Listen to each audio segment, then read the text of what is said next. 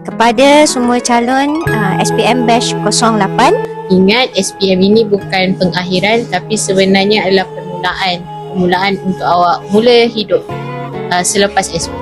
Awak anggaplah SPM ni sebagai penentu masa depan awak. Semoga maju jaya.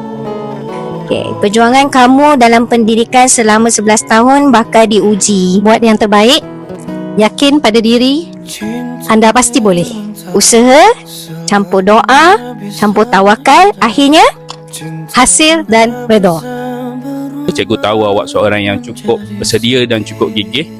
Dan cikgu harap awak dapat menjawab dengan baik dalam peperiksaan SPM 2025. usah direnung letihnya usaha, tapi renunglah manisnya kejayaan nanti. Okay, buat anak saya Muhammad Hairi, all the best, love you. So do your best, make yourself proud. Okay, heads up. Dan semoga memperolehi kejayaan yang cemerlang, insyaAllah. Terbaik semua.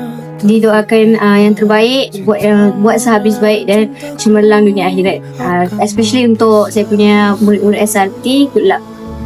Semoga awak semua beroleh kejayaan, dapat menjawab dengan tenang. Buat yang terbaik, semoga anda peroleh kejayaan. Good luck kepada semua pelajar tingkatan 5, terutamanya anak murid saya 5 RC dan 5 PA.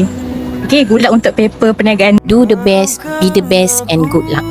Semoga segala kesusahan hari ini akan memberi kesenangan di masa hadapan awak nanti.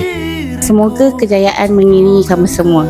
Selamat maju jaya. Guru-guru sentiasa mendoakan kejayaan kalian. All the best, bye.